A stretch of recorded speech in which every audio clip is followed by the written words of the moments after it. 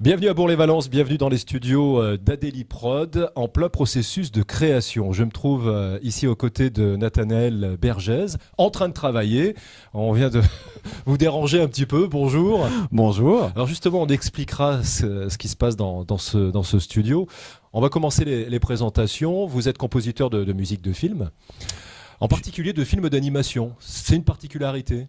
Oui, oui. Alors après, je prends tout, hein. Attention, je ne suis pas sectaire. J'aime l'animation, j'aime le film en prise de vue réelle. Ouais. Mais c'est vrai que j'ai fait beaucoup plus d'animation que du film en prise de vue réelle. Pourquoi? Parce que vous êtes ici. Parce qu'on est ici dans un pôle de cinéma d'animation. On est à Bourg-les-Valences, on est à la cartoucherie. On va resituer un petit peu l'action. Ici, ça fourmille de créativité. C'est sûr qu'on est sur un pôle d'excellence de l'image animée. On est sur un lieu effectivement extrêmement créatif.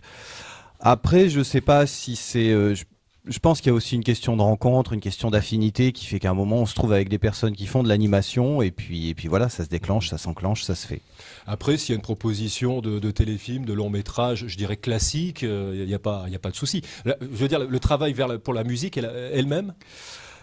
Oui, le rapport quelque part est le même. Dans l'animation, effectivement, il y a cette particularité qu'on crée la totalité du son, puisque quand on a tourné la séquence, il n'y a pas de prise directe, il n'y a rien, il n'y a pas d'acteur qui parle, on fait tout après ou avant pour les voir.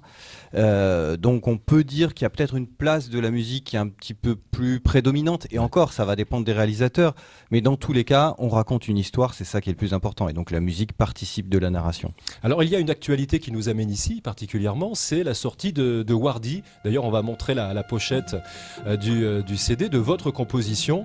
Wardy, un film qui a déjà fait sa vie quelque part, puisqu'il est sorti, en tout cas le processus de création, lui, remonte à quoi? À plus d'une année déjà? Ah bah largement, on a fini d'enregistrer la musique en décembre 2017. Donc voilà, et la production du film s'est étalée sur toute l'année 2017.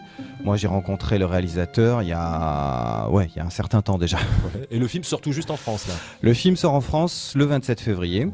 Il est déjà sorti dans les pays du nord de l'Europe, parce qu'il faut savoir que c'est une coproduction France, Suède, Norvège, et que le réalisateur, donc Mats Skrørud, est norvégien. Ça se voit de plus en plus, ça c'est coprod à travers les différents pays européens et même à l'international.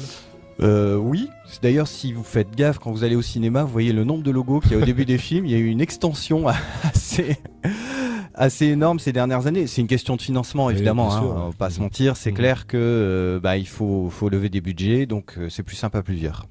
Alors comment s'est fait le travail sur Wardy? Tiens, on va prendre cet exemple. D'ailleurs, on pourra illustrer cela avec des images, puisque vous avez évidemment donc comment on appelle ça, les masters.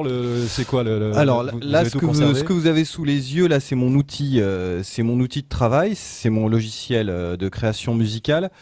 Alors moi, je compose comme un compositeur classique, je dirais même. C'est-à-dire que je peux composer papier, crayon, n'importe où. Simplement, le réalisateur, quand on écrit la musique, a besoin d'avoir une idée de ce que ça va être après. Donc, on fait des maquettes. C'est-à-dire qu'on enregistre avec des sons virtuels ce que ça sera plus tard. Ok. Donc là, par exemple, j'ai une séquence ici, c'est séquence donc vous avez à l'image à droite, à gauche, donc vous avez ma session de travail. Ici, j'ai recréé donc des sons virtuels, hein. Donc sons de guitare plus ou moins réalistes, hein, on va dire. Sons de violoncelle plus ou moins réalistes aussi.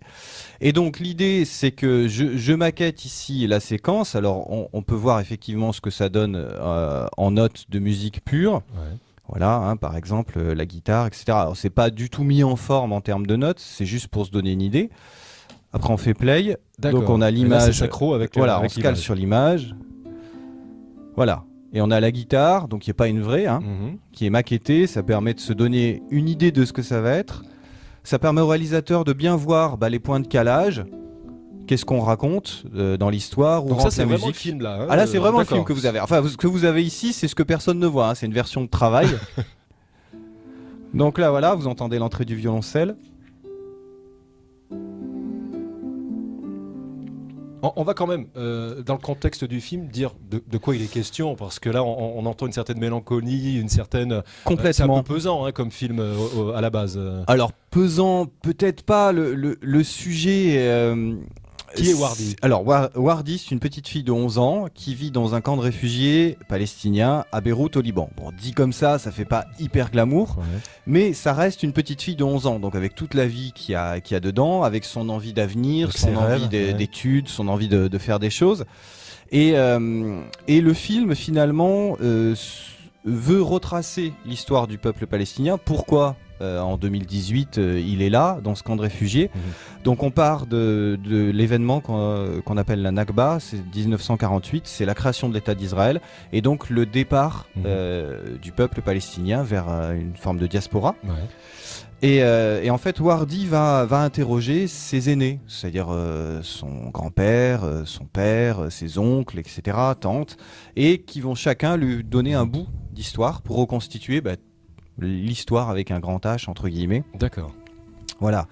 Le film, effectivement, peut avoir une certaine mélancolie, mais à la fois, il alterne, je dirais, comme tout bon film, finalement, dans son rythme, des choses plus légères, et puis des passages, effectivement, un peu plus dramatiques. Ouais.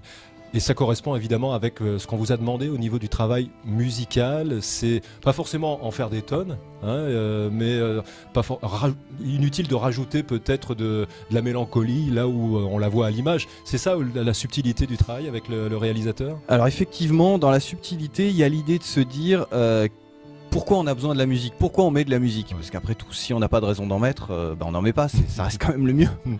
C'est un compositeur qui dit ça. Donc l'idée, c'est vraiment de savoir à quel moment ça apporte à la narration, à quel moment ça aide au spectateur, et qu'est-ce qu'on veut souligner aussi émotionnellement. Parce qu'il y a des choses qui sont, comme vous dites, qui sont évidentes à l'image, mais des fois on a envie d'insister encore un peu plus parce que c'est le plus important. Et puis d'autres fois, c'est moins évident à l'image et on a envie de suggérer quelque chose de supplémentaire, quelque chose qui n'apparaît pas forcément de prime abord. D'accord. Donc on vous a demandé peut-être à la base aussi un travail sur une musique orientale, forcément? Alors c'était une des grandes questions. La question, c'était quelle dose d'orientalisme on met dans la musique, parce que le film est géolocalisé, on va dire, on peut pas trop se tromper quand on voit les images.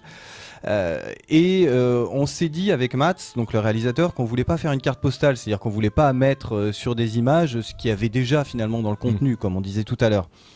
Donc on a fait une espèce de quote-part en se disant voilà, on va travailler avec des instruments occidentaux, donc un ensemble de cordes, contrebasse, violoncelle, alto, 2 violons, une guitare et pas un oud par exemple, parce que le oud est très marqué au niveau du son. Et par contre on va garder les percussions orientales avec une petite touche. Et là, justement, on a eu la chance de pouvoir travailler avec un percussionniste qui s'appelle Youssef. Il y a des vrais musiciens. Voilà, Youssef Aishbaich, qui est un percussionniste de renommée mondiale, qui est exceptionnel. Un gars vraiment humainement... souvent, tous les grands musiciens sont humainement exceptionnels.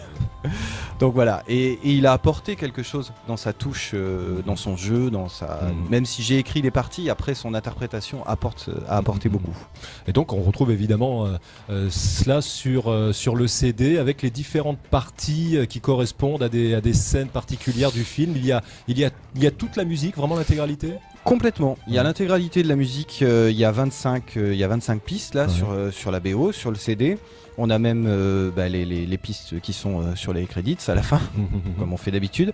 Mais vous avez effectivement toutes les parties. Alors, on a mis des noms. C'est des noms un petit peu. Ça correspond un peu aux scènes du film. Enfin, en tout cas, à ce que ça raconte à ce moment-là. Alors, on le disait, ça fait partie donc un petit peu déjà de votre travail effectué, passé. Ça veut dire que vous êtes sur autre chose là actuellement Alors aujourd'hui, oui, effectivement. Alors je suis sur la promotion de Wardi, évidemment, sur la sortie de la bande originale, parce qu'il faut dire que cette BO là que vous avez là, donc elle sera disponible à partir du 27 février, date de la sortie du film en France, sur toutes les plateformes de téléchargement, sur les plateformes de streaming, etc. Je remarque, excusez-moi, mais c'est avoir la tête de Wardi, donc à la fois c'est du cinéma d'animation, du dessin, c'est un mélange des deux. On a les deux techniques, effectivement. Si on met côte à côte, là Wardi ici, et puis la séquence qu'on a ici, en fait les séquences qui se déroulent dans le présent sont en stop motion avec des marionnettes animées. D'accord. Et puis les séquences du passé sont en 2D classique. Donc il y a un choix aussi dans le choix des techniques pour la narration. Bon. On peut dire sur quoi vous bossez en ce moment ou pas? Si, on peut toujours dire sur quoi on bosse. Non, là en janvier, j'ai fait la musique de la publicité pour les pièces jaunes. Donc ça, avec le même partenaire qui a fait les images du film Foliascope, le studio qui est pas très loin d'ici. Et puis là, je travaille sur un film de la réalisatrice Hélène Ducrot, avec qui j'ai déjà travaillé plusieurs fois, qui fait partie d'une collection. C'est une série de courts-métrages sur les animaux mal aimés. Ouais. Donc nous avons fait les chauves-souris déjà, et là nous travaillons sur les vers de terre. D'accord. C'est tout à fait autre chose. Hein. Mais c'est ça qui est incroyable et même fantastique dans votre métier, c'est que vous passez d'une ambiance à une autre extrême. Ça doit être grisant quelque part. C'est de... Alors grisant, je sais pas, mais ça fait partie des raisons pour lesquelles, en tout cas, moi je fais ce métier. C'est parce que ça offre une richesse de choses, de rencontres, de films qui est... Voilà, c'est une banalité ce que je dis, mais à la fois c'est une évidence. Vous faites partie de ces compositeurs qui ont déjà des dizaines de musiques dans les tiroirs sur les clés USB qui peuvent éventuellement servir un jour ou l'autre dans une ambiance, dans une demande particulière. Non, je dirais non. Je suis désolé. Non, préférez l'urgence. C'est pas que je préfère l'urgence, mais en fait, je fais vraiment du sur-mesure en fait. D'accord. Je suis pas du prêt-à-porter, donc dans l'absolu, je fais quand on me demande de faire, et je crois que j'ai jamais réutilisé quelque chose qui n'avait pas été utilisé finalement pour quelque chose, pour autre chose. D'accord. Je sais pas trop faire ça, à dire vrai. Bon, en tout cas, merci de nous avoir accueillis ici dans votre local de travail. Donc vraiment, c'est ici que se fait le processus. Vous jouez, c'est enregistré. Après, il y a le travail avec le réalisateur, évidemment, mais ça se passe ici. Ça se passe ici, exactement. Le réalisateur Mats était là, dans cette pièce, il y a 2 ans. On a discuté, on a fait des essais, il a écouté ça. D'accord. Et puis on aboutit après donc au produit fini en fait, hein, sur la même scène, celle que vous venez de voir, et le même personnage. D'accord, ça c'est le produit fini. Ça c'est le produit fini.